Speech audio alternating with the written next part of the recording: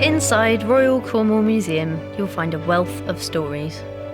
Stories about Cornwall and Cornish culture, about the seas and landscapes, the language, communities and people. A centre of exploration and learning, Royal Cornwall Museum is home to impressive and eclectic collections of Cornish culture, art, antiquities, natural history, archaeology and science. Wonders that will take you deep underground, into space and around the world. Items from the past which provoke important questions and ideas for the future. So government's command to stay at home. Every single item in this museum has a story to tell.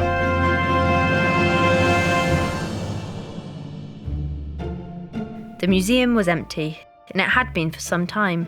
It was still full of fascinating things to see, but there was no one to see them. Because even after the pandemic lockdowns, when the streets of Truro were once again bustling with shoppers, museums remained closed. The museum team were restless. They didn't want to gather dust. They wanted to share stories and to connect with people. So they took to the streets, showing the collection in the open air. They called it Guerrilla Museum. And that's when something unexpected happened. Guerrilla Museum soon became more than a stopgap solution, more than a temporary second best while the museum was closed. It became a new way of working, a way to connect with people who wouldn't normally visit, a way to give a voice to the community. That is beautiful, thank you. It became a space to tackle subjects that are difficult to put into words, let alone traditional museum displays, like the climate emergency. In other words, Guerrilla Museum was a hit, and that's why, though the museum building itself is once again welcoming visitors, Guerrilla Museum remains at large. At the moment, the Guerrilla Museum is discussing the theme of home. We're exploring what this word represents for different people and what it means to be Cornish. Today, we'll discover the stories of 3 items from the collection. This Cornish range is beautifully detailed and intriguing to look at, but you won't be baking pasties in it anytime soon because it's a scale model. We know it's made in the 20th century by a Mr. G. Green, and he made it using wood, iron, brass and ceramics. But beyond that, we don't know much about it, who he was or why he made it. What we do know is that full-size working Cornish ranges were once the heart of many homes across Cornwall and beyond. Invented in Redruth in the 1830s, the Cornish range was nicknamed the slab due to the large slab of iron that acted as the hot plate. Another distinguishing feature was its ornamentation. Cornish ranges were often covered in decorative castings and brass, and their owners would take great pride in regularly polishing and blackleading their ranges to keep them looking impressive. Of course, most homes now use much more modern means of cooking, but there are refurbished Cornish ranges out there still doing what they were designed to do almost 200 years ago. So how do people feel about having a slab pride of place in their kitchen, and do people even feel like a cooker is the heart of the home? They say pasties taste different in the range. They certainly do, because they don't dry out. They're much more moist and they really do taste different. Why do you still use it? Well, to me it's a hobby. I came across one about 30 years ago, tried restoring it and thought I did a brilliant job and cringe now, but over the past 20 years I've made kits for 7 new ones and restored 12 old ones. This one I actually personally made 20 years ago, and it supplies all the heat and a lot of the cooking for the house. You know, it's the centre of the, family life really, as it always was back in the Victorian times.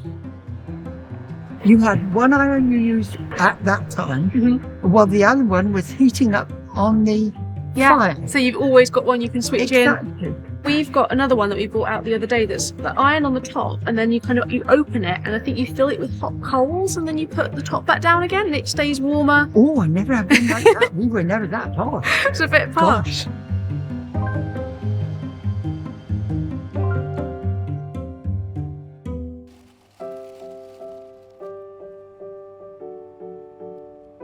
This rusty D-shaped iron lock may look like a precursor to the modern D-locks that people used to secure their bikes in the street, but it was actually used around the home, possibly to secure a gate or an outhouse. Specifically, this was used on the Trevaler estate near Penzance, which is now the site of the Trevaler Manor Care Home. We believe that this lock and key predate that building and that they were owned by the Reverend Richard Veal, who was born in Gloucestershire in 1564. He later made Cornwall his home when he was appointed the first Protestant vicar of Gullwall by Queen Elizabeth I, and the estate remained in his family for centuries to follow. To many, keys are symbolic of safety and home, and most, but not all homes, are locked for security. But not everyone feels their home is safe and secure. This artefact was included in the Guerrilla Museum to provoke thought and discussion around the impacts of Cornwall's current housing crisis. So I live at home with my parents at the moment, partly through choice, but also partly through being costed out, really. Like both rental and like house prices are quite high at the moment. Are you a homeowner or? Yeah, so my partner and I bought our house in 2019. So just before the pandemic hit, we never would have been able to afford it buying it now. I mean, just seeing how much the prices have gone up, it's shocking, and it's really sad.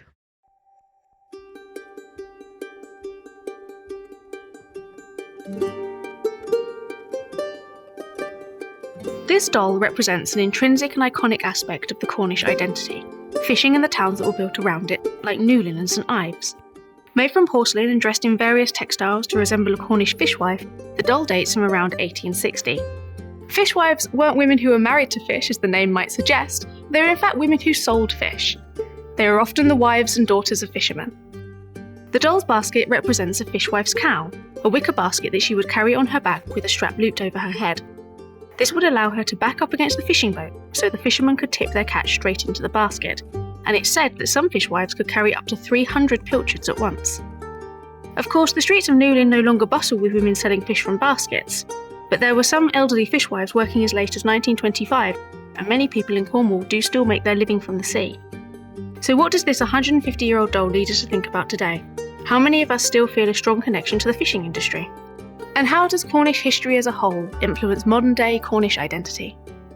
Yeah, am I Cornish? So I come from St Ives. That's So I was born in St Ives. Oh, okay. So that makes me a bit Cornish. How long have you been living here then? So nearly 5 years. Oh, okay, so you don't quite feel Cornish yet. But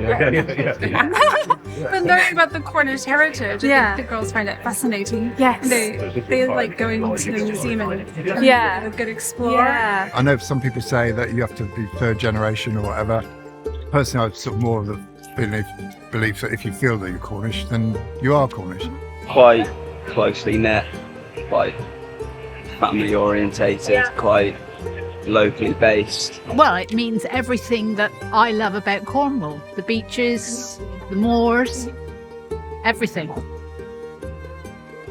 So I'm not Cornish myself, actually. I'm from London originally, but I've lived here for most of my life now. I notice in London, most people are like in a very fast pace and they don't have time to talk and stuff, whereas in Cornwall, I think probably a little bit more of a community feel. I like to live somewhere where I feel quite connected to the earth, to the place, to feel quite grounded. That's what Cornwall really speaks to me about, is you're still able to be wild and to have that kind of connection, as well as, you know, the amazing people and culture that's here as well. Guerrilla Museum started as an experiment, a quick fix, but it rapidly proved its worth and it's here to stay. It's the same for the museum. We're trying different ways of working, we're experimenting, and there are exciting things ahead.